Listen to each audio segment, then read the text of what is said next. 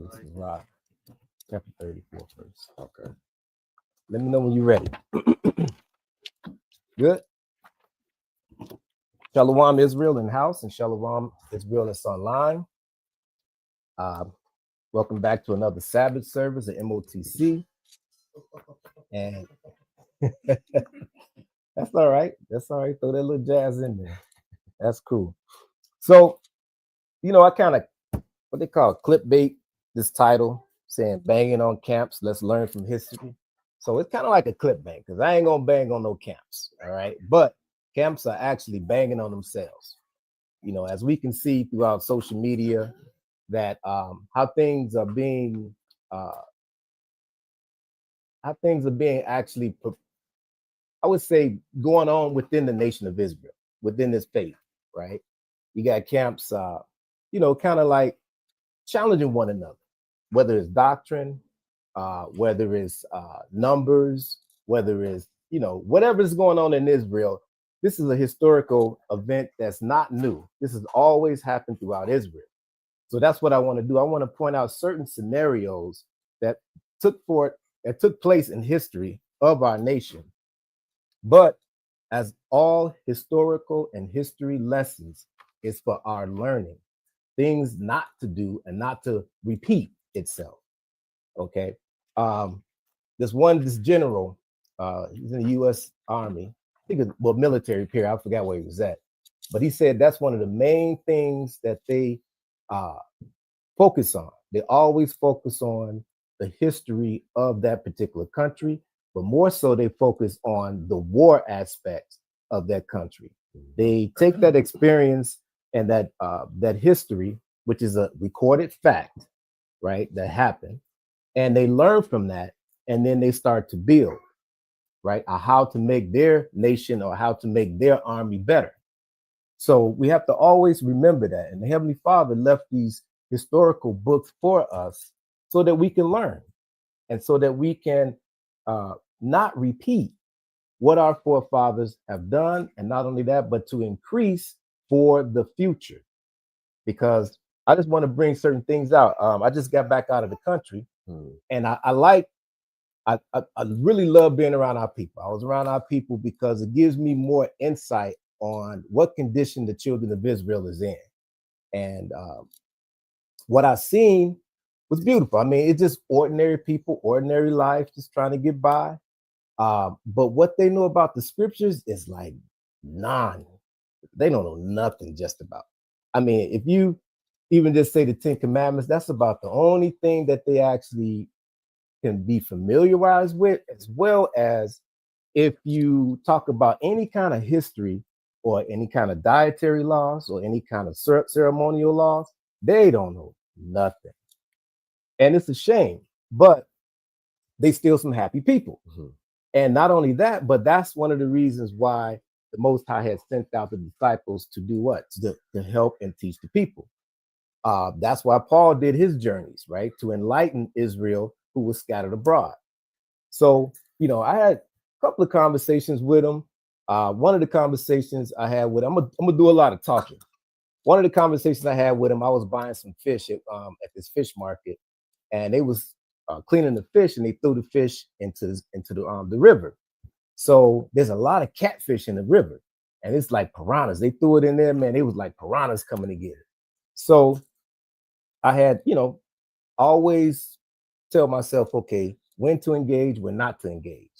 So as I was watching these like piranhas, but they was catfish, I said, why you guys don't eat the catfish? And it was like, no, we don't eat no catfish. I'm like, that's okay. I said, well, do you know that there's a dietary law where that fish is an unclean fish that's not to eat? That's in the Bible. And they was looked at me real strange, and it was quiet. And I said, but you guys eat conchs, you guys eat shrimps, you guys eat lobster. They was like, yeah. I'm like, well, those things are also in the Bible as a dietary law that the Heavenly Fathers tell us not to eat. And they had a problem with that one. They was like, nah. I said, okay, that's cool. So I'm just the thing is just to engage and to let them think, because there's something that, when you engage and talk with a person, certain things stick within that conversation. right? So once again, I just wanted to engage and make them think, right? So let's get that. Ecclesiastes, Gotcha. Ecclesiastes.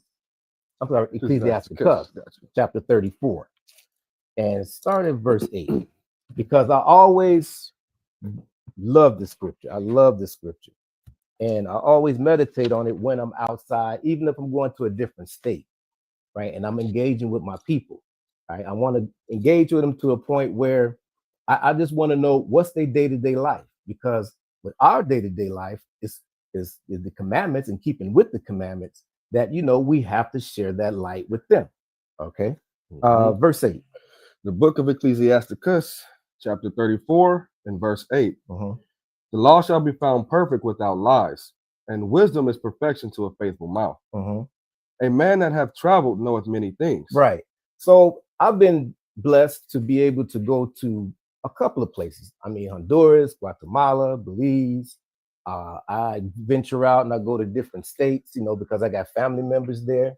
And I've always engaged with them because they've always heard things about me, because one of the reasons is I don't communicate much with them because I'm too busy doing my business, right?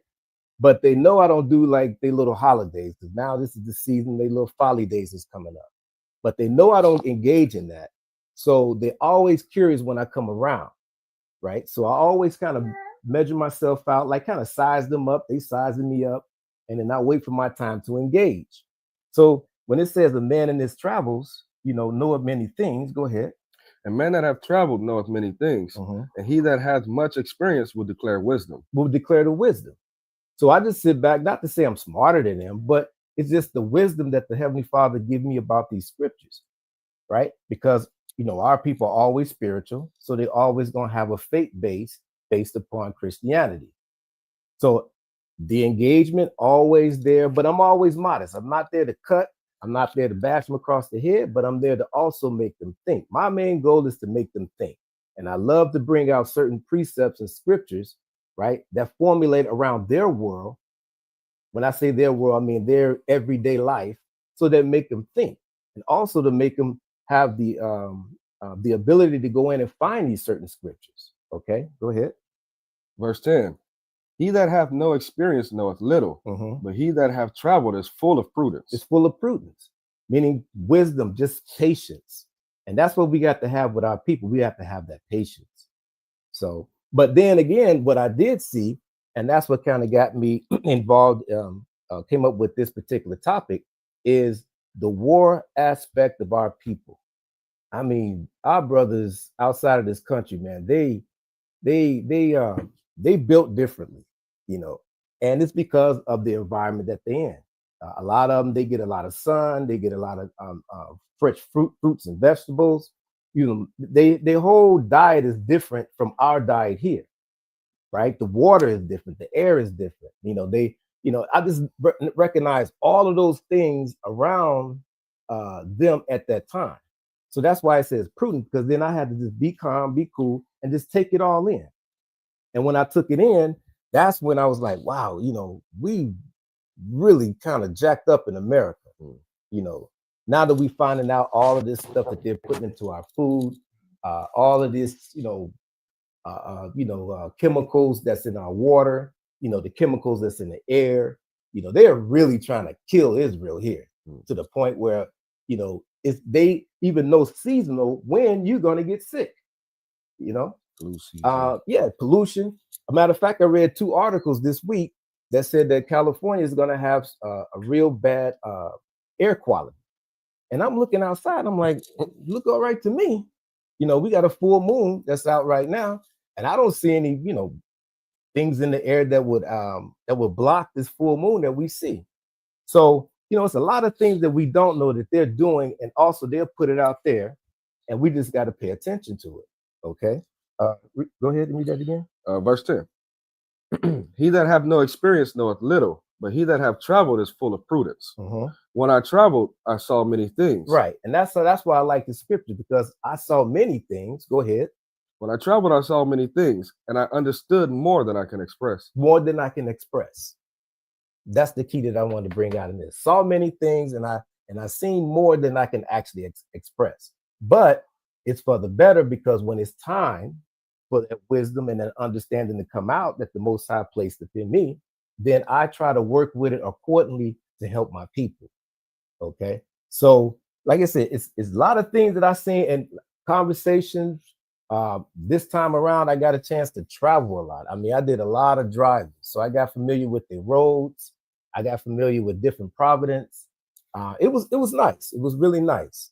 I wish my family could have experienced it, and someday we will. But it was something that, like I said, I had to come back and I had to kind of like rethink everything and bring everything in. And one of the things is that, dealing with Israel and these camps. I think Ayako has showed a video or shared a video this week where some brother had made a video of Jake's eating flesh and drinking blood. And I'm like, what for? What was the purpose of it? And it was crazy because he had leaders of Israel camps doing these things, but he was using AI to produce these things. So I'm like, and then at the end, he had something to say about it. Wasn't really paying attention to what he was saying, but it's just the thought that how Israel internally is fighting amongst each other, or even spiritually fighting amongst each other. And a lot of us don't even know it, and a lot of us don't even care. But I want to bring out some history events that took place so that we can understand that we can nip this thing in the bud. We really can overcome this. And as a people, we're going to have to overcome it. Okay. Let's get Ezekiel. Ezekiel chapter 13, and we're going to read 8 and 9. I'm sorry, Zechariah. Zechariah. Zechariah chapter 13 and verses 8 and 9. Book of Zechariah, chapter 13, and verse 8. And it shall come to pass that in all the land, saith the Lord, 2 parts therein shall be cut off and die. Right. So now I wanted to bring this out because it says this is a future prophecy of the future of Israel, right? So it says that 2/3 shall be cut off and die. So that's 2/3 of Israel is not going to make it, period. Go ahead. But the third shall be left therein. So 1/3 of Israel, out of all of Israel, the Most High said, we as the sands of the sea, is going to be saved or left over. Now, I want to bring this out because that 1/3 that will survive, put it this way, you're going to have to put all that we know aside and come together and find out how to serve the Most High. Now, I'm not saying that I'm part of the 1/3. I'm just saying that if you find yourself part of that 1/3, that there's certain stipulation that the Most High is going to have on Israel, period. 2/3, that's a whole lot of people. That's a whole lot of people. So if you find yourself within this 1/3 that's going to survive this, then the Most High is in the next precept or the next chapter verse, he's going to tell you how this 1/3 and what this 1/3 is going to go through. Okay. Now, with that being said, it is a historical lesson that we need to know and need to go back and start reading what happened to our forefathers when the Most High reached out and start to restore them and bring them back to him. Just like we left Egypt, right? He did what he redeemed us out of Egypt, then we dwelt in the wilderness. But when we dwelt in the wilderness, we don't see what actually went on, but you can look at Israel today and kind of imagine like what the hell was going on. And if you had all of Israel there, all 12 tribes in the wilderness, you know that there was chaos. I mean, absolutely chaos. To the point where Moses' father-in-law had to come in and give him some wisdom and give him some advice on how to deal with such a great people. But Israel, when you get Israel together, it's always going to be something as it is today. But we have historical events to us. We can flash back, go back and learn, go back and read, take notes, get a mental understanding about it, and then start to pray and have the Heavenly Father to build up our spirit to deal with this. because that 1/3, we always say, man, I want to be part of the 1/3, but that 1/3 is going to go through hell, but it's going to go through a point where the Most High is dealing with us. 2/3 is gone, 2/3 is gone, they dead. And as you can see today, when you look at Israel, you can sort of look at it like, damn, this person won't listen, that person won't listen. You go out the country, still won't listen, they still won't obey the commandments. You can say, pretty much you can be like, man, they wrapping up this 2/3 is being, I would say marked for death because they won't change their ways. Christmas is all over the whole world, right? Pagan to the core, but still in all, you cannot convince them that this is not good, or convince them not to celebrate these days. It just ain't in them, because they have been detached away from the Most High for so long and these commandments that you can say, well, 2/3, I do understand that. Like I said, I'm not saying that we're part of the 1/3 or could be a part of the 1/3, but I'm just saying this: if you find yourself part of that 1/3 that's going to be saved, get ready. Okay, read on. So now we're about to find out when the Most High said 1/3 shall, he said 1/3 shall be left therein. Go ahead. But the third shall be left therein. Verse 9. And I will bring the third part through the fire. Right, there we go. Through the fire. So whatever's going on in the world, like I said, whatever's going on in the world, the Most High said that 1/3 he's going to deal with them, and he's going to bring them through the fire. Go ahead. And will refine them as silver is refined. So now, and refine them as silver has been refined, meaning that they have to go through something. They have to go through some discipline. I don't know what that is, but I'm just saying, when I read this 1/3, the Most High said he's going to bring through the fire, and he's going to refine them as silver is refined. Now, we know that there's a certain heat element that has to be put on silver and gold to melt them down, and then to restore them and bring it back to whatever you're trying to formulate. So that 1/3, even though it's going to miss that hell and destruction that the 2/3 or all of us is going to see, but there's still steps and discipline that 1/3 has to go through. Go ahead. And will refine them as silver is refined, and will try them as gold is tried. And try them. Very key things. That's why I said we have to pay very, very close attention to certain words that he said. And try them, meaning it ain't gonna be no cakewalk. Period. So with all the camps now and how they formulate their organizations, all of that's gonna have to be set aside, and you're gonna have to deal with the part of you being part of that 1/3 that the Most High is going to refine and try them as gold is tried. Okay, go ahead. They shall call on my name, and I will hear them. Now, here we go. Our prayers. The Most High said we should call upon his name. Now, we know when we call upon the Lord's name, that means something is going down. Something is going down. Go ahead. And I will say, it is my people. And they shall say, the Lord is my God. Go ahead. And the Lord is my God. So that 1/3, even though if you find yourself amongst them and there's still going to be trying times, very trying times.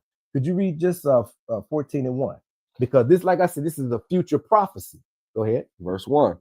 Behold, the day of the Lord cometh. Right. So that's the day of the Lord.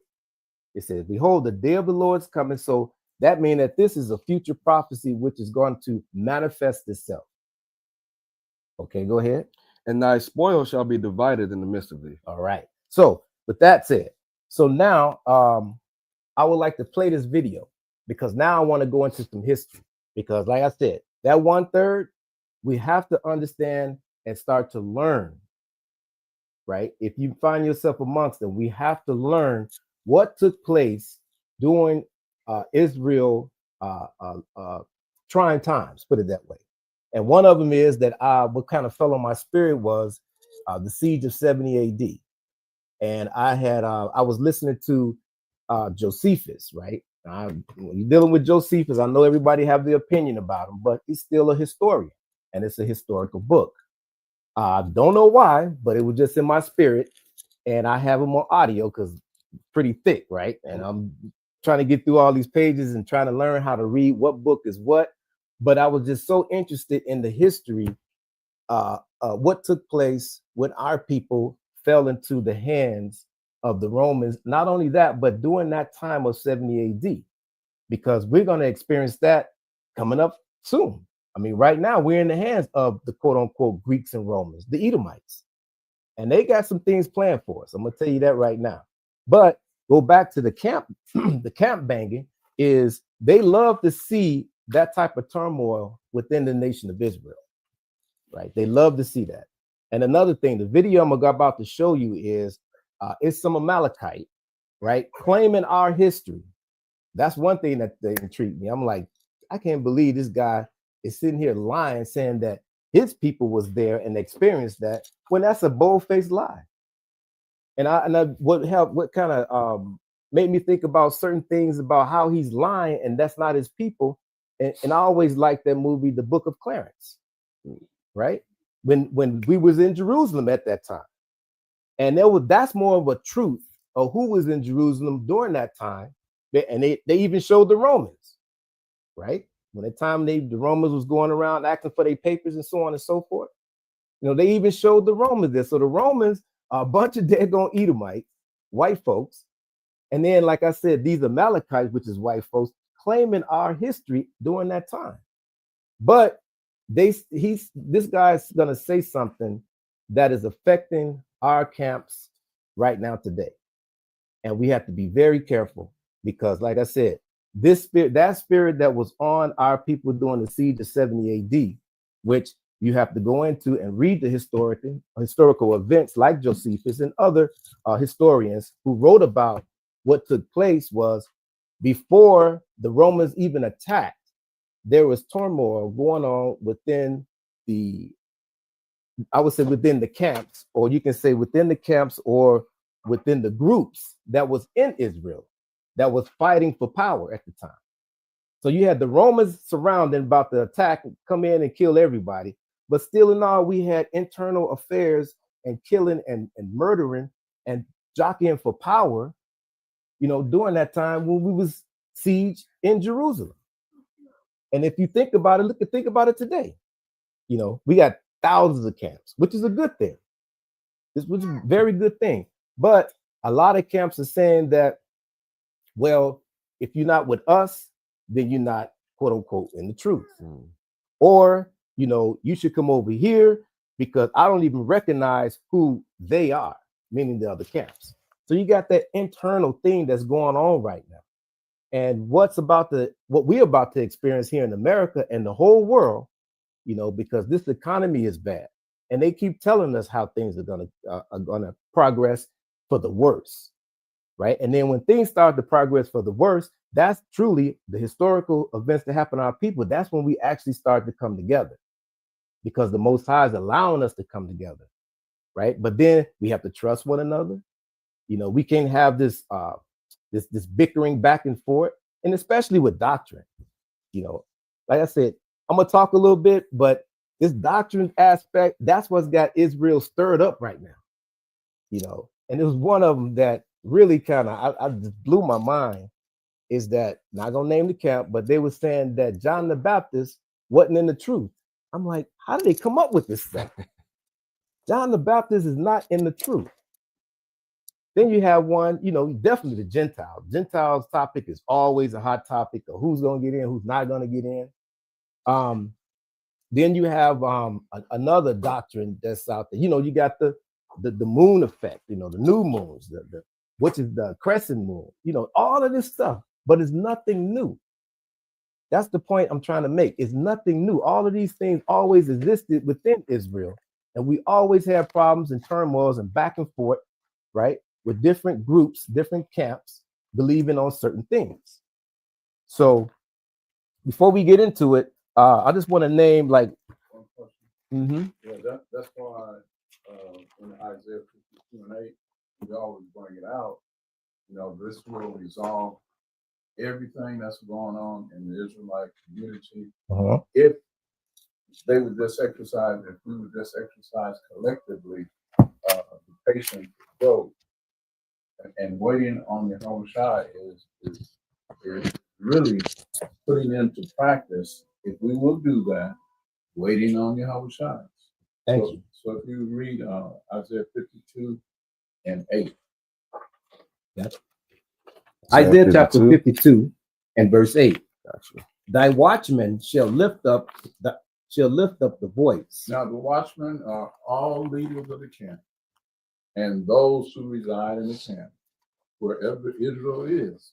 And Israel is waking up, as we know, all over the earth. That's right. We know. With the voice together shall they sing. See, voice together means everybody's going to be saying the same thing. But who's going to bring that together? It's going to tell you. Go ahead. For they shall see eye to eye when the Lord shall bring again Zion. Peace. Absolutely. Everything is resolved right there.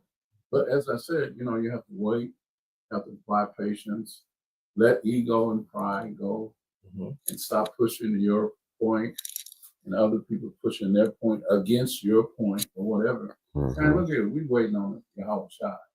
And really just to keep it basic and simple instead of crossing the lines or coming up with new doctrines. And we know, as you have already brought out, that the things which have been done is that which shall be done. And there's no new thing under the sun. So all the drama is already recorded, because it was recorded before it even happened in past time. Right. And then you fast forward to today, this has been recorded too. Right. But that scripture right there would keep you more on a foundational platform instead of engaging in everything that's out there right now. Is he right? Because what it's doing is it's causing a lot of conflict, especially with the young sheep. Yes. That are coming in at this present time. Yes. They're coming out of the church and they're looking at, doggone, this ain't no different than the church. But there's a difference because we know that salvation is only for the Jews, and Christ said that out of his mouth, his own mouth. So all of these things have to be articulated in a way where you line it up, line upon line, precept upon precept, you understand? But those who do have the patience will just wait on Yahweh Shai. Scripture just told us he's gonna bring everything together. He said we will see eye to eye when the Lord shall bring again Zion. Yeah, exactly. And that's exactly that's the reason why I wanted to point out that 1/3, because 2/3 is gonna be put to death. But that 1/3, like I said, is there, and they are the ones that's gonna have to deal with the Most High when he gathers Zion back together again. Okay. Like I said, it's gonna be other stuff going on, but the Most High gonna take that 1/3, what he prophesied, he's gonna pull them aside and he's gonna deal with them. He said he's gonna try them. So that's a good point, Rasha. I love that precept. So, and that's the point I'm trying to bring out with these camps and all of this stuff. This is nothing new. What we got to do is go back and read in history what took place then, and then take that, bring it to modern day, and say, oh, I see what's going on. And then not make those mistakes again. Now, before you play the video, these main groups that was there, you call them groups, you can call them camps. There was the Zealots, there was the Sicaries, there was the Pharisees and the Sadducees. Now, like I said, doing it when I was actually trying to find certain things and listening to the audio of Josephus, these certain groups, they were jockeying for positions within Israel. So there was a big thing going on to the point where when it came down to the Romans coming in, then they started killing one another. Israel did. But before we go to the killing part, I'm just saying how the camps are moving today. It's nothing new. This is historical events. These things have happened before. So let's learn more about the history of our people, and not repeat what they did, because that's why the Most High said that he said that he will forgive us and our forefathers if we come back to his commandments. All right. So now this Amalekite, when he does, when Eric will play this video, just keep in mind that these camps were going at one another. Okay. Go ahead, Eric. I may ask you to stop as we go into. I read something regarding the destruction of the Second Temple and the Roman conquest, which shocked me to the core of my being. And it instructs so much about what the destruction then was about and what we need to do today as we approach Tisha B'Av. This appears in the book of Flavius Josephus, Yosef and Matityahu, the well-known Jewish commander, part of the rebellion against the Romans, who after captured and became a slave, turned into a chronicler, historian on behalf of the Romans, and wrote, of course, history of the Jews, the wars of the Jews, and so much about the Roman conquest and beyond. And he writes an incredible thing about a conversation between Vespasian, the Emperor Vespasian, his son Titus, and the Roman generals. It appears in book number 4, chapter 6. Incredible thing. Could you stop The right Roman there? generals came to Vespasian, who was then the... So now he's talking about Vespasian, which is a recorded fact, historical recorded fact. So this thing actually happened. And what I want y'all to pay attention to is, like he said, his generals said certain things. I don't want to let the cat out the bag because I want to be able to stop it at that time. But just keep in mind of how the camps are moving today. Like I said, the closer we get to the Most High, and the Most High allows Esau to, and kingdom to start to do whatever he's doing, his destruction, right? And we have to think about the closer the Most High is going to come to his people and bring his people together. So during the time of Vespasian, the conversation was having, and we got to remember what he's going to say. Go ahead and play it. Head of the army of Judea. He would, of course, become the emperor. Famously, in the year 69 CE, it's known as the year of the 4 emperors. There was so much political unrest, and 4 different emperors either were killed or committed suicide, until eventually Vespasian in the year 69 literally was brought back from the conquest of Judea back to Rome, where he ruled for 10 years. And his son Titus took over, who, of course, Rahman al-Islam, destroyed the temple. And Vespasian was having a conversation, says Josephus, with Titus and the other generals. And the general said, Vespasian, what are you waiting for? We're surrounding Jerusalem. It's time to destroy the city. There. So he said, what are we waiting for? It's time to invade. It's time to go in and take over, Jerusalem. Okay. Now, here's the key. And I want all of these camps to realize this, because this is Esau's tactic too, right? To divide us and to keep us separated so that we won't come together and be strong. Go ahead. He said an incredible thing. He said, no, the Jewish people, the Jews of the time, the sects, will destroy themselves. Right there. What do you mean? He said the Jews, the sects, will destroy themselves. So as we get closer and closer, let me put this on.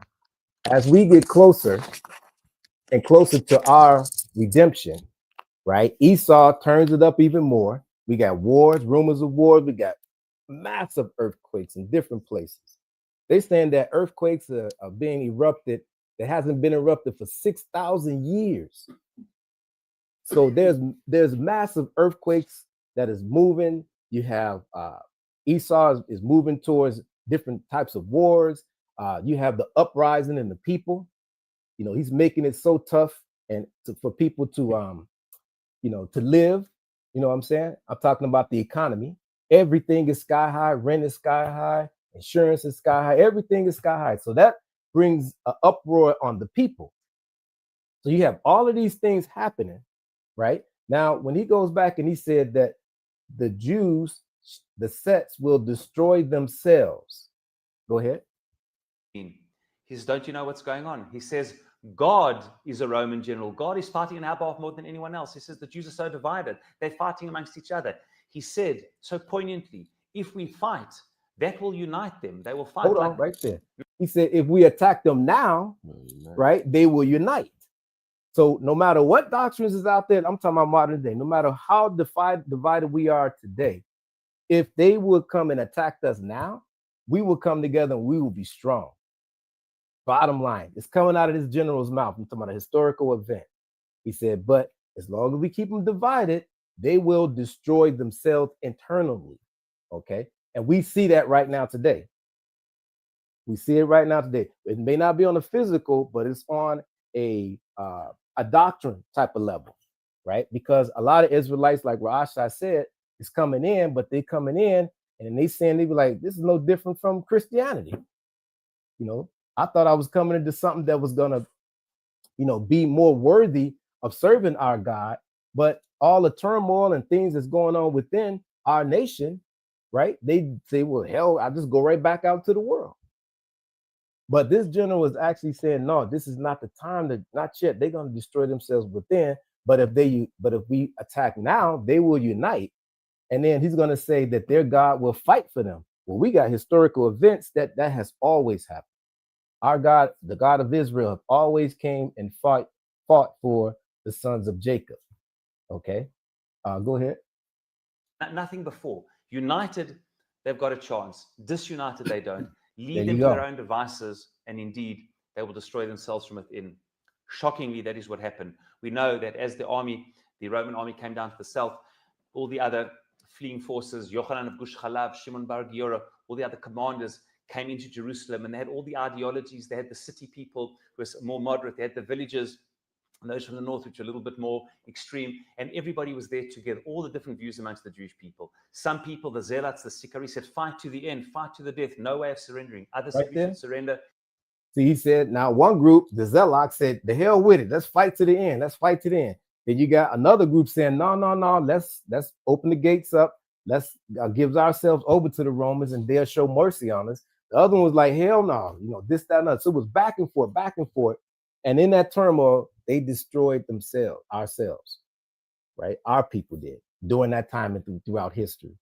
So we have to take that in consideration now with all of the camps that spread it around, somebody trying to be more popular than the other one. We got to take all of these things in and just kind of like, okay, let's find out what our enemy thinks and what he's doing now. Because like he said, by us being spreaded and divided, the Most High, once he take out that 2/3, that 1/3 is going to have to come together. So with this historical events that we can read about, then we're going to go into Moses, because I want to give a picture on, and my point is how Israel was then and how Israel is now. And it's the same spirit, the same uproaring, the same jockeying for different positions, the same prestige that they want within the nation of Israel. I think I should be this because I have the biggest camp, or I think I should be this person, or that, or so on and so forth. All of that's still going on. And Esau still marching to the beat of war. All of it's still going on. It haven't hit our doorsteps yet, but trust me, as Esau continue on, the Most High allow him to do what he needs to do, which is prophecy.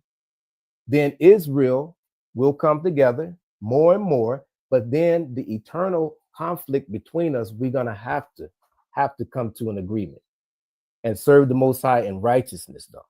Okay, go ahead. We almost done with that. And all types of views in between. And the sects amongst themselves, the Pharisees, the Sadducees, the Essenes, the Sicarii, the Zealots, were so disunited that said Vespasian, lead them to their own devices. And literally, while the temple was being destroyed, Jews were still fighting amongst each other who was right and who was wrong. This is, of course, the meaning of Sinat Chinam, which the Gemara speaks about, baseless hatred. And then Netziv Volozhin's introduction to Hamek Davar elaborates about the battles between the different sects. Everybody was delegitimizing the other. This is our great lesson today, that if we want to rebuild Yerushalayim with Ahavat Chinam, as we know, there has to be a tikkun, a rectification. The political discourse has to change. When we argue with others and we delegitimize them, we fight them to the death, and we literally to the death, often metaphorically, Rahman al-Islam, even physically. But we're not able to hear another view and totally delegitimize the person, and that there's no room for discussion at all, that there can be no reasonable discourse, we perpetuate, as we know, the sin of the destruction. May we come together as a people, not only in times of war, where we seem to be outstanding, but also in times of peace, as we forge our way forward in our destiny together.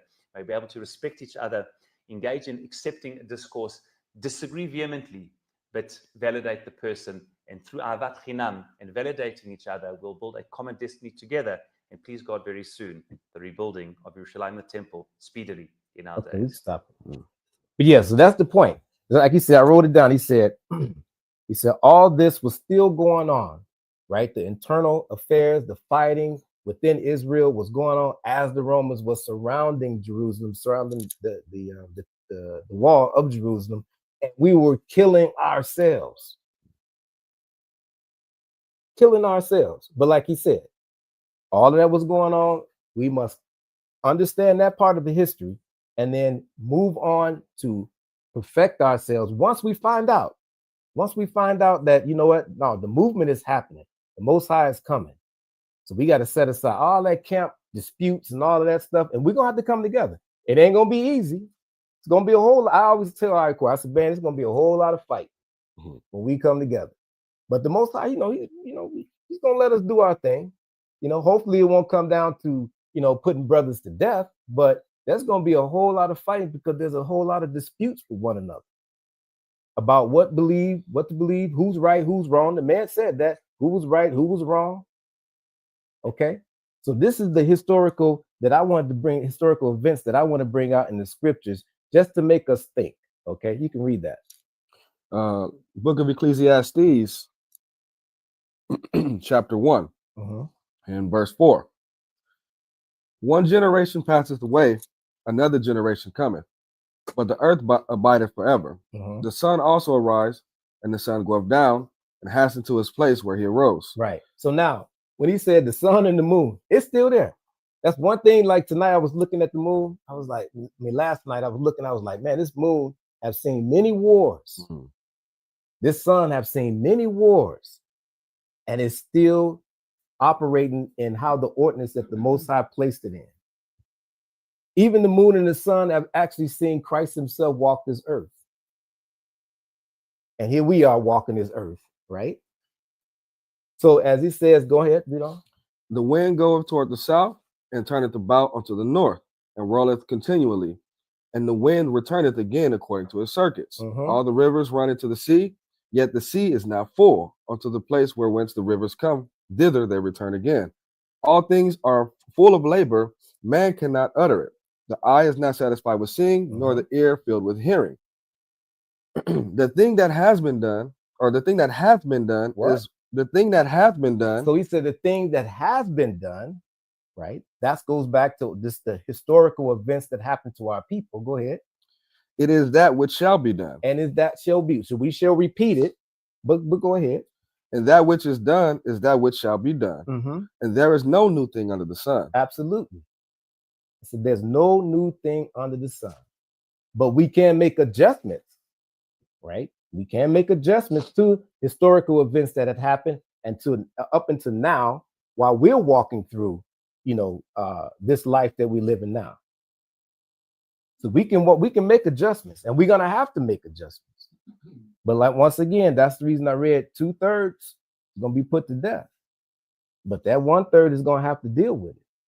They're gonna have to deal with it. And it's important for us to understand, like you say, those commandments, not alone those commandments, but what our forefathers went through throughout history. Okay. Now, like I said, so all that turmoil was going on. So you had the Zealots, you had the Sicarii, you had Pharisees, the Sadducees, all this was going on, and they still was battling.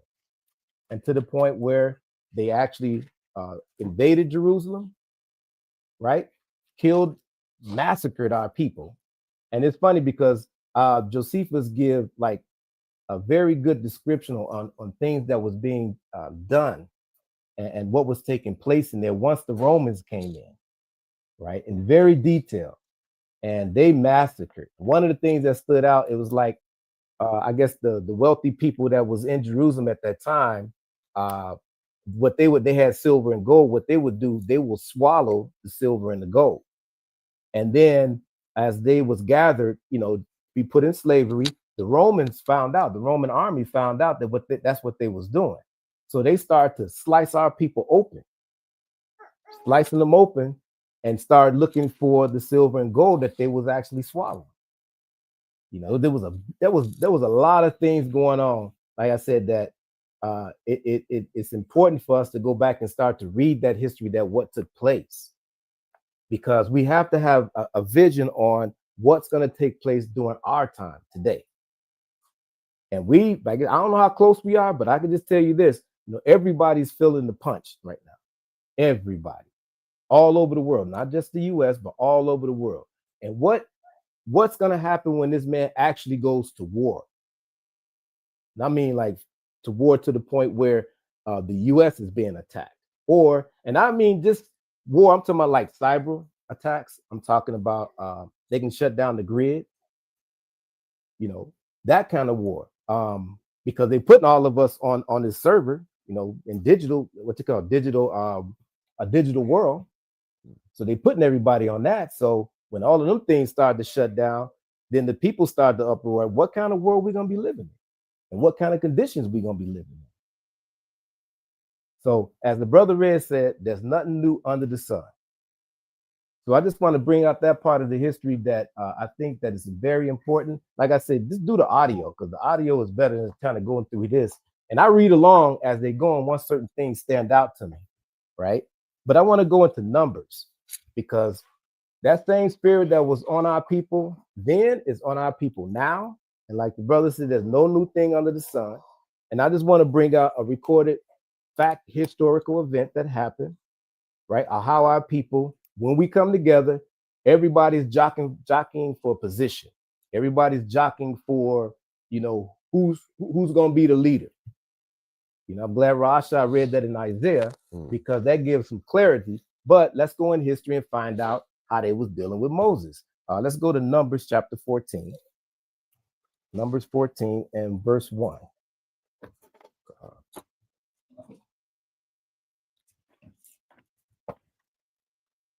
Numbers 14 and 1. Book of Numbers, chapter 14, verse 1. And all the congregation lifted up their voice and cried, and the people wept that night. And all the children of Israel murmured against Moses and against Aaron. And the whole congregation said unto them, Would God that we had died in the land of Egypt, or would God we had died in the wilderness, in this wilderness? Right. So now it says that so the people wept and they started rising up against Moses, right? So now here we are. Like I said, kind of think of how we dealing with the camps, or how the camps are dealing with themselves right now. Now, at that time, the Most High gave us Moses. But at this time, we don't have any Moses. We don't have, a prophet. So everybody is kind of like jockeying for their own position within the nation of Israel. I'm talking about these modern day camps. And it reminds me of Judges, because during the time of Judges, we didn't have, a certain leader. So the people and Judges said the people do as they felt pleased to do, as they own, right? Kind of messed it up a little bit, but here we are. So I just want to bring this account out, how we were attacking Moses at this time. Go ahead. Verse 3. And wherefore hath the Lord brought us unto this land, to fall by the sword, or that our wives and our children should be prey? Were it not better for us to return into Egypt? So here we are. We talking about it better to go back to Egypt, Moses. Go ahead. And they said one to another, Let us make a captain, and let us return into Egypt. So now they talking about going against what the Most High has already set up. Go ahead. Then Moses and Aaron fell to their faces before all the assembly of the congregation of the children of Israel. See, now that's humbleness. And then once again, when he says Moses fell upon his face, we talking about all the congregation of Israel. So all these people was against him. I mean, if you ever known that, when you get a mob of people against you, you have to become humble. You be like, good grief. All of y'all think like this? Go ahead. And Joshua, the son of Nun, and Caleb, the son of Jephunneh, which were one of them, searched the land, rent their clothes. And they spake unto all the company of the children of Israel, saying, The land which we passed through to search it, is an exceeding good land. If the Lord delight in us, then he will bring us into this land and give it to us, a land which floweth with milk and honey. Right. So now I just want to bring this out, because that, once again, no new thing under the sun. Israel's always bucking up. If things ain't going their way, they're going to buck up. Go ahead. Only rebel not ye against the Lord, neither fear ye the people of the land, for they are bread for us. Their defense is departed from them, and the Lord is with us. Fear them not. Fear them not. Go ahead. But all the congregation bade stone them with stones. Exactly. So they start picking up stones. They didn't want to hear it. So now let's go. That's one instance. Let's go over to verse chapter 16 and 1. Once again, bucking up against what the Most High has put together and what the Most High has placed within the children of Israel. You know, and I also want you to think of just how the camps are jockeying with one another right now. Go ahead. The book of Numbers, chapter 16 and verse 1.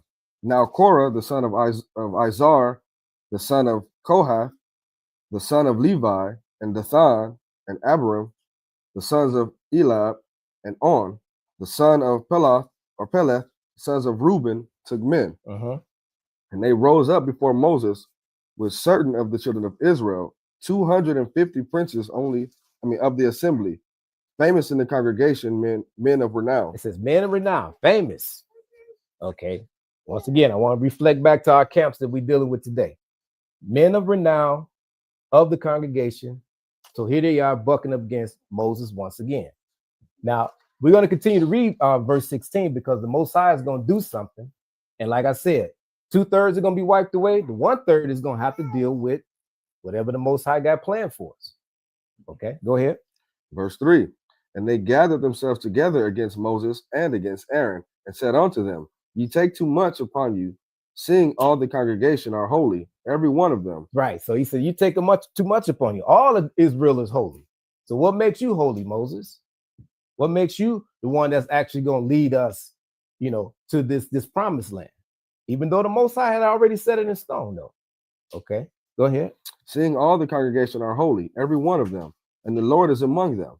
Wherefore then lift ye up yourselves above the congregation of the Lord. See, now he's talking about, oh, so you the one that's going to be above the congregation of the Lord, the congregation of Israel. Once again, what did that sound like?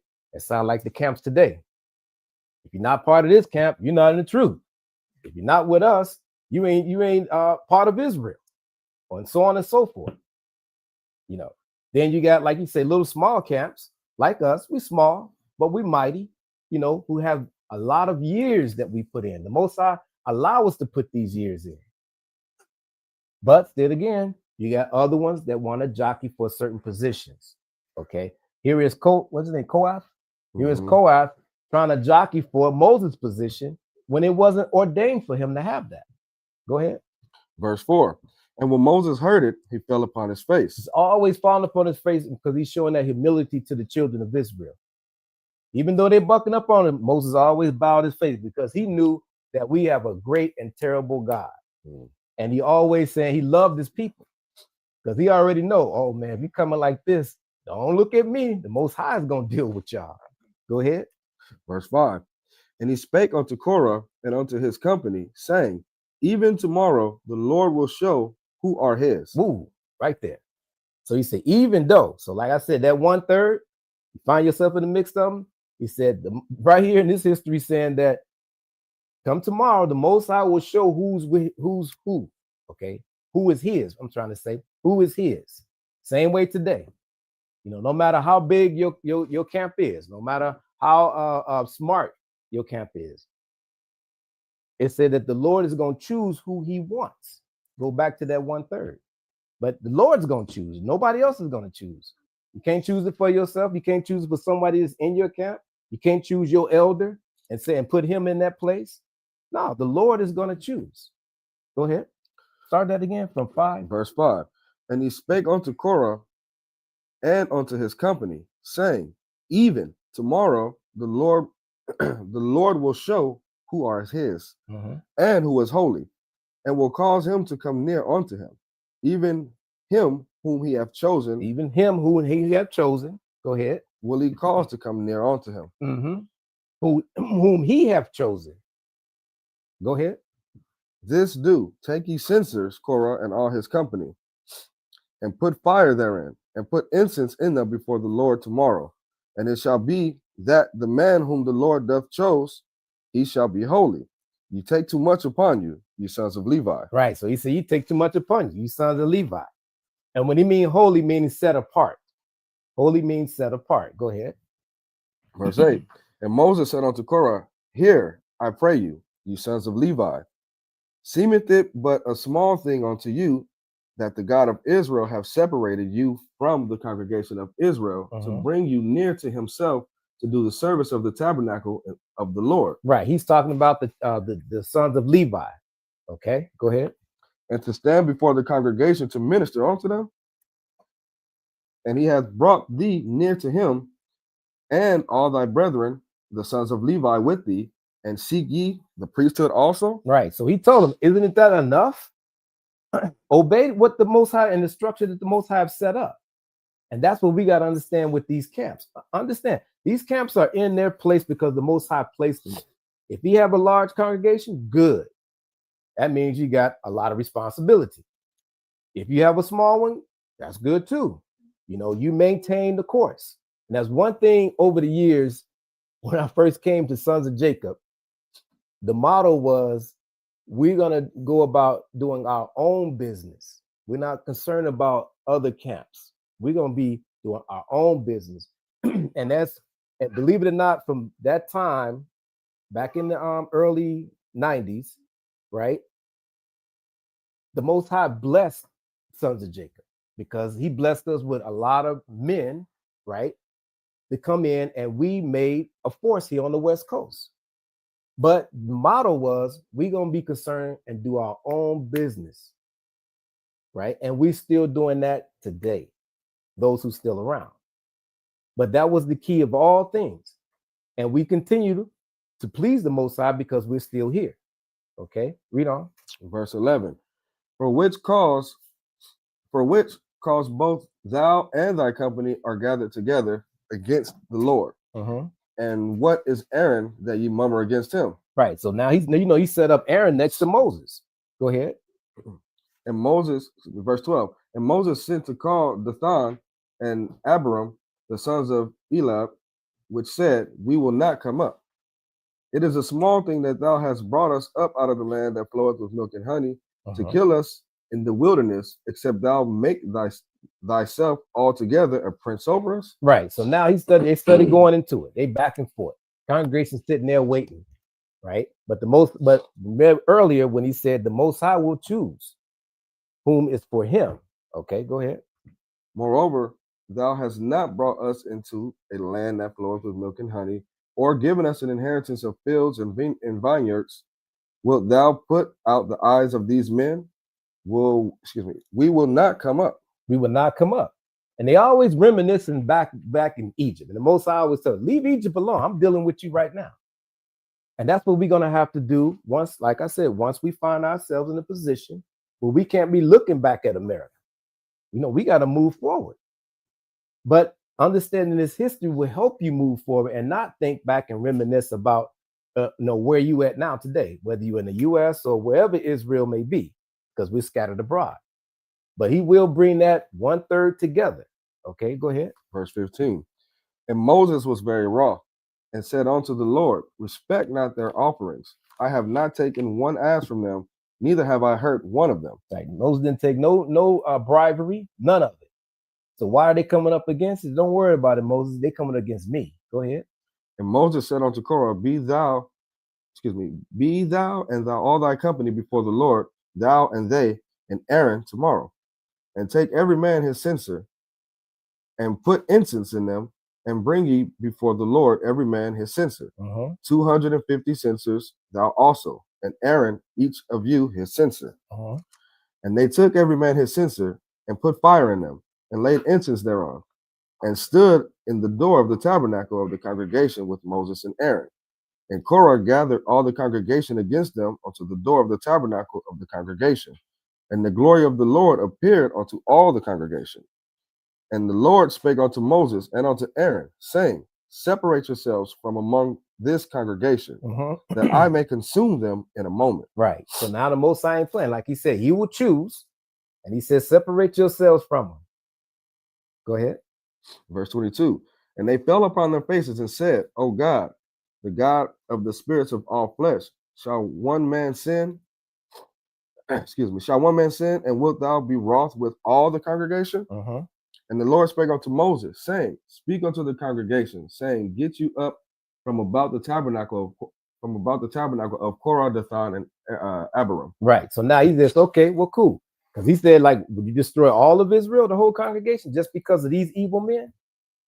You know, once again, something to think about, because we have evil men amongst Israel today. They show their true colors. We see them. But the Most High said, in due time, I will deal with them. And I'm just bringing out this historical event that happened here when the congregation of Israel and men of Israel start to come up against the Most High's plan. Now, like I said, we don't have a Moses, so we got to deal with one another, but there will be conflict and fighting amongst the camps when things get worse out there in Esau's world. Okay, go ahead. Verse 24, speak unto the congregation, saying, get you up about the tabernacle of Korah, Dathan, and Abiram. And Moses rose up and went to Dathan and to Abiram, and the elders of Israel followed him. And he spake unto the congregation, saying, depart, I pray you, from the tents of these wicked men, and touch nothing of theirs, lest you be consumed in all their sins. Verse 27, so they got up from the tabernacle of Korah, Dathan, and Abiram on every side, and Dathan and Abiram came out and stood in the doors of their tents, and their wives, and their sons, and their little children. And Moses said, hereby you shall know that the Lord hath sent me to do all these works, for I have not done them of my own mind. That's right. So now he said, the Lord has said, sit back, because I have not done this in my own mind, but the Lord is going to take care of this. And that's how we got to think now today with all these camps, with all their doctrines and all of this. We just got to be patient and let the Heavenly Father go ahead and deal with Israel in general all together. Go ahead. Verse 29. If these men die the common death of all men, or if they be visited after the visitation of all men, then the Lord hath not sent me. But if the Lord make a new thing, and the earth open up her mouth and swallow them up with all that appertaineth unto them, and they go down quick into the pit, then ye shall understand that these men have provoked the Lord. That's right. It has provoked the Lord. Go ahead. And it came to pass, as he made an end of speaking all these words, that the ground clave asunder and was under them. Right.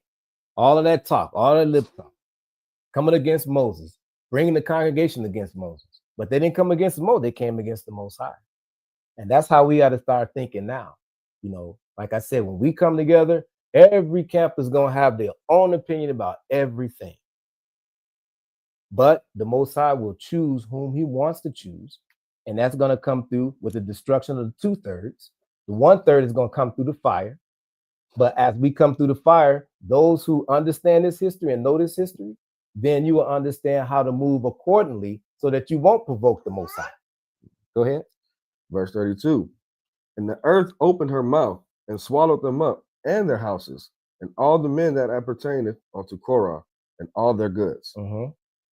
Verse 33. They and all that appertained to them went down alive into the pit, and the earth closed up upon them, and they perished from among the congregation. Right. And this is some history that we don't even read. You know, everybody too busy about breaking down a doctrine, you know, instead of going back and reading about what thus said the Lord and how he dealt with Israel. The historical events that happen when you start to rebel and come against what the commandments of the Most High and what he has already set in place. So these men got swallowed up, and he called these evil men. So once again, we have to think about our nation that's who we're dealing with right now today. There are evil men within Israel and bringing seducing doctrines to separate the children of Israel. So that's historical events that we have to understand, and we have to come to a conclusion with and build on it. But like I said, if I find myself amongst the 1/3, and if I say, all right, it's about to go down, you know, all of them sands of the sea is about to go down. I'm gonna make sure that my mind is straight. I'm gonna make sure that I, from my experience and my wisdom of walking this earth, that I'm gonna do right, and do what thus said the Lord. And then watch these evil men that's gonna be, you know, patrolling themselves throughout the nation, the congregation of Israel, just like I'm doing now. You know, all this bickering and fighting amongst one another, that's garbage. As I say, be about your own business and wait upon the Most High and wait upon the Lord. Go ahead. Verse 34.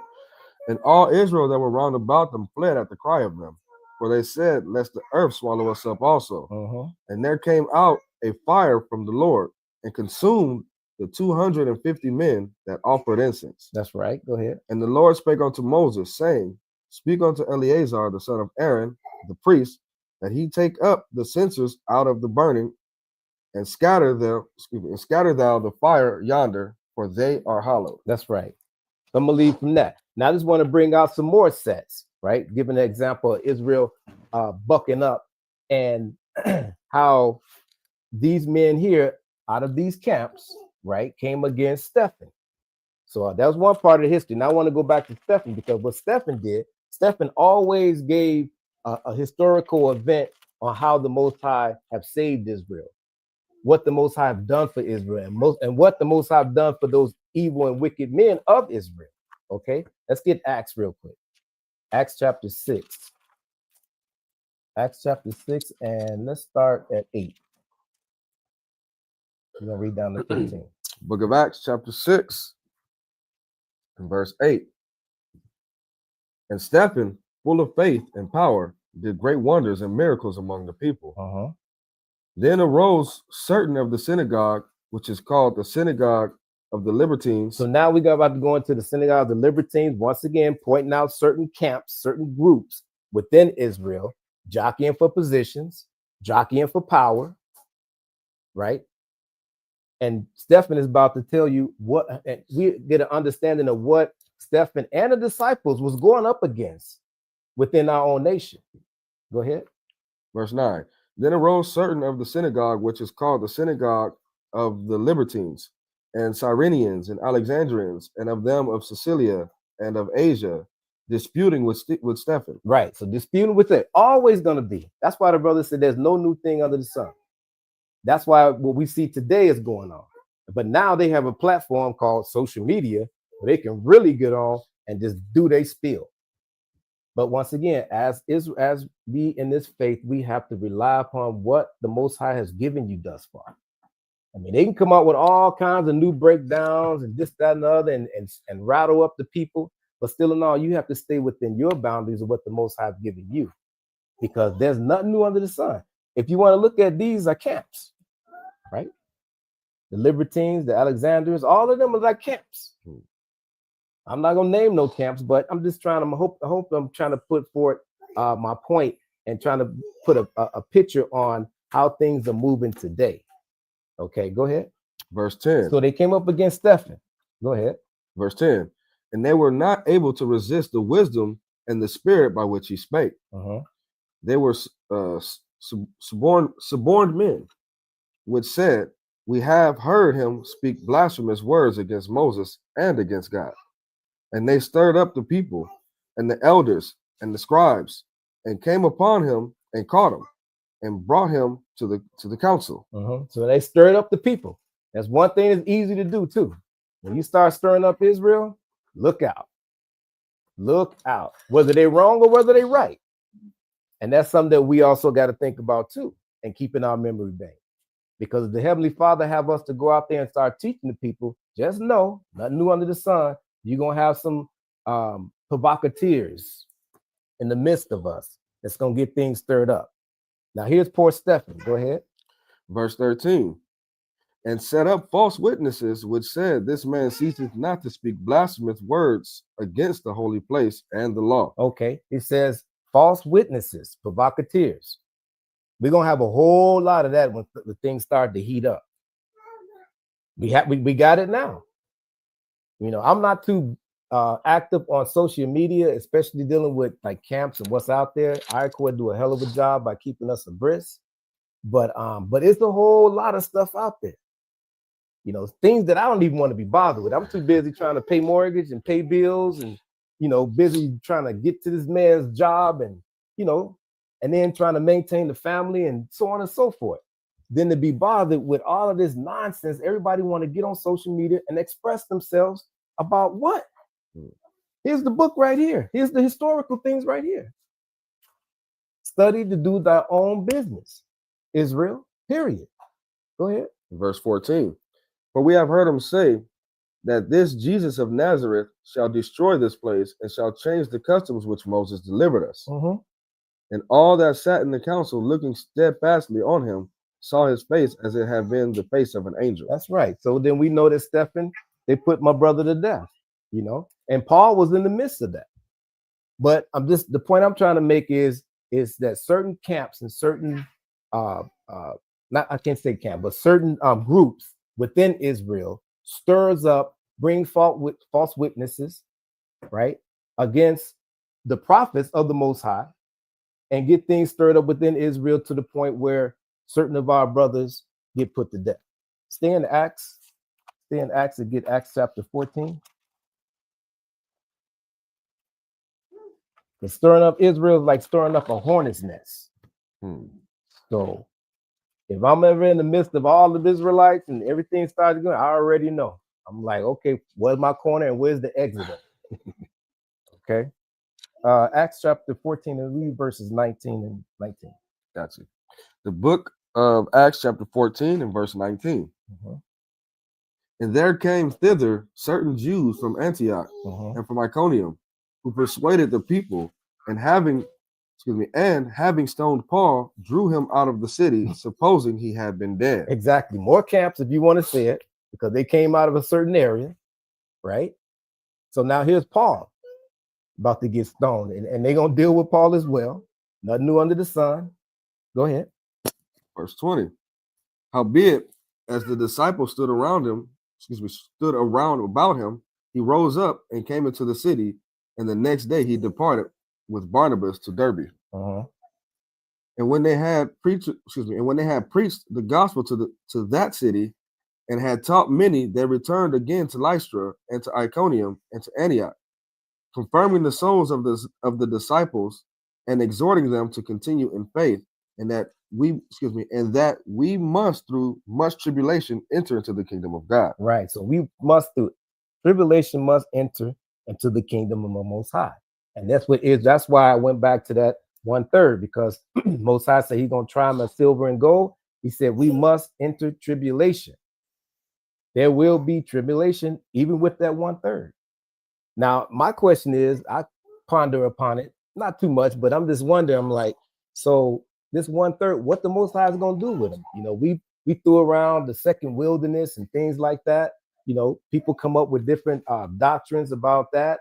And I'm like, I don't know. I like Isaiah that Rasha brought up. We just got to wait and see. Where he going to put these 1/3, I have no idea. Why other things are going on in the world, I have no idea. But if I do find myself amongst this 1/3, I know one thing, in my memory, I'm going to remember all of this along with the commandments, right? And hopefully I see some brothers that I'm familiar with that I can trust, because that's the reason why the Heavenly Father have us to come together on the Sabbaths. Because, you know, once you spend so many Sabbaths with a brother and a sister, then you gain that trust among them, especially when it comes down to important trying times, tribulation times at that. You know, you still have within Israel, you still got to win over some trust. Be like, yeah, I used to know that brother, but I don't know what he's been into. But I see he's here with me, so I don't know. Let's try the waters. But if I see my brothers who I've been, you know, supping with on these Sabbath services, you know, or just dealing with on a general, you know, new moons and the feast days, you know, tabernacles, you know, then I know, I say, okay, there's a whole lot of people here, but me and this brother can see eye to eye at to a point, you know. Where you at? I'm at 14 and 22. 14, 22. Okay. Stay in Acts and just go to Acts 5. Acts 5. And we're going to start at Acts 5 and verse 39. So I'm just bringing out these scenarios where the internal of Israel, right, can get real nasty, and we have to be aware of. Because like that general said, they're going to destroy themselves within. And then once that happens, then we can go in and march and we can take over. Well, guess what? That's exactly what happened. Exactly what happened. Verse 39. Book of Acts chapter 5 and verse 39. But if it be of God, you cannot overthrow it, lest happily ye be found even to fight against God. And to him they agreed. And when they had called the apostles and beaten them, they commanded that they should not speak in the name of Jesus, and let them go. So what did Israel do? They beat him, right? They laid hands on Paul. They was always dealing with the apostles, with the disciples, and dealing with the prophets, they always was trying to, lay hands on them. So once we see that, we know no new thing under the sun. We take note of it, and then we let the Most High deal with, whatever situation may be. But I just want to bring out how Israel is always ready to fight, always ready to disagree, ready to go to battle within ourselves, which is a shame, but we have to overcome that. Okay. Could you start that from the top again? Got you. Book of Acts, chapter 5, and verse 39. But if it be of God, you cannot overthrow it, lest haply ye be found even to fight against God. And I'm sorry. Mhm. You should read verse 38. Start at 38. Yeah. Because it's just like Christ said, a tree by the door. Mhm. You don't know the works of the spirit, whoever is leading is going to be righteous or not. Or not. Okay. So that's what he's saying. Mhm. Verse 38. So 38. Book of Acts, chapter 5, starting with verse 38. And now I say unto you, refrain from these men, and let them alone. Mm-hmm. For if this counsel or this work be of men, it will come to naught. It will come to naught. And like Rasha pointed out, that's good, Rasha. I had that down, but I said 39. Because like he said, if this be of man, it will come to naught. So leave these men alone. Go ahead. But if it be of God, you cannot overthrow it. Mm-hmm. Lest haply you be found even to fight against God. Mm-hmm. Go ahead. And to him they agreed. And when they had called the apostles and beaten them, Go ahead. They commanded that they should not speak in the name of Jesus and let them go. That's right. Because once again, Israel's always ready to fight. That's so cold too, because they got this word from Gamaliel, like the head elder, who Paul learned under. Mm-hmm. And it said in verse, but they agreed and said, okay, yeah, if this work being managed gonna come to the office of the Most High, no man can overthrow it. Leave them alone. They said, yeah, we They'll beat them. And still beat them. We agree after we beat you. After we beat you up, then we can agree. Okay. Appreciate that, Icor. That's the point I'm trying to make. The point I'm trying to make is Israel always ready to fight, and nothing different going forward. When these camps have already been collided to one another about a couple of years ago, about a spot, about a corner, something like that. They thumping, Hopefully, like I said, the Most High put it on our spirit. We're gonna fight, but hopefully we won't kill one another. Hopefully you understand the law when it says, have love for your brother.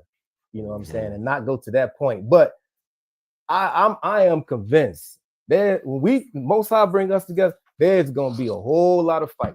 Yeah, gonna be a whole lot. I tell Ike, man, you better get in some shape. We better get in some shape, brother. We small, but we better get in some shape because there's gonna be some thumping. And if you can see it too.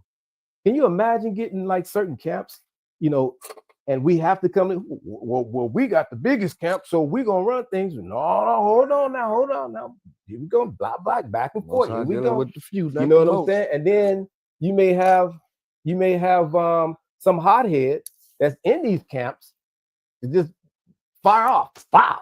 Next thing you know, that's it. That's all it takes. That's all the point I'm trying to make out is that there's gonna be some fighting. Go ahead, Ross. Well, I was just gonna say this to back up what you're saying. Paul talked about that in 1 Corinthians chapter 13. Let's get that. 1 Corinthians 13.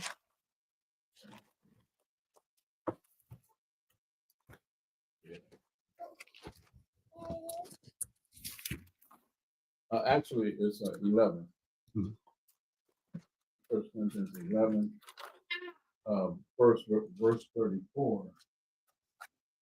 No, actually, verse 17. 17. 11 and 17. God.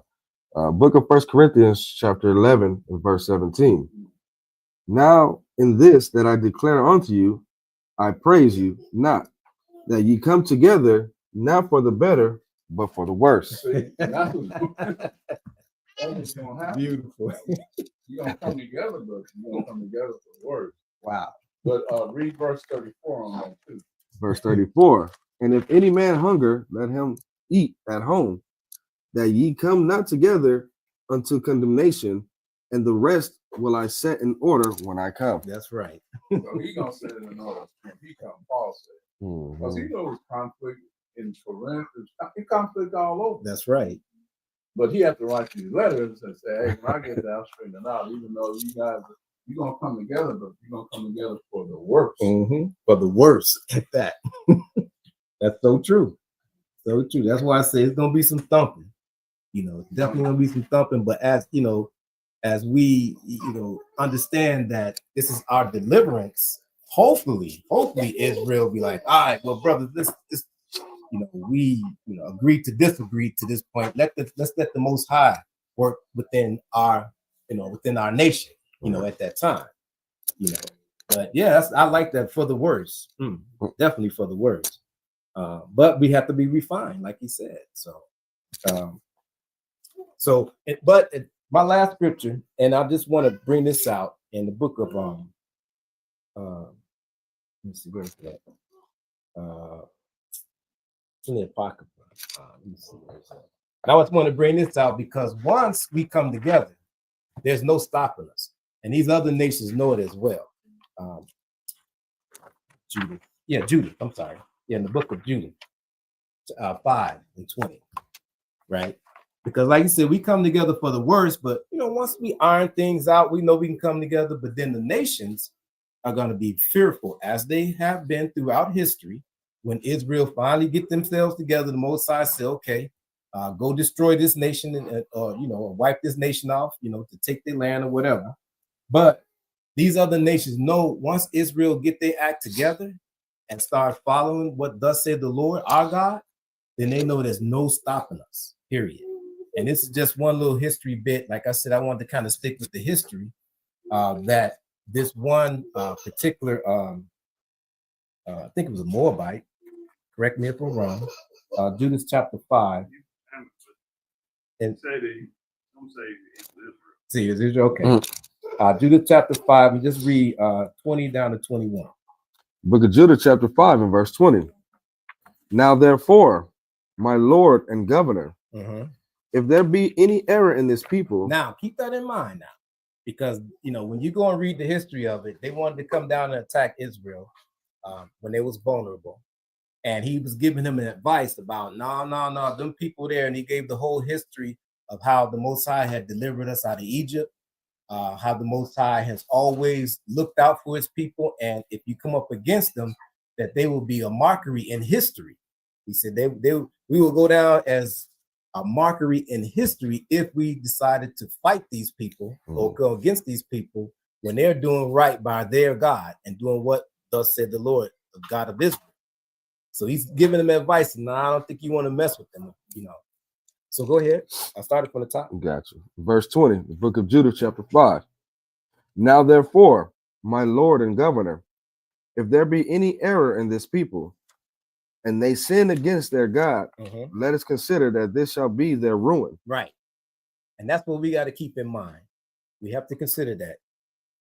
You know, it will be our ruin if we continue to sin against our God. But go ahead.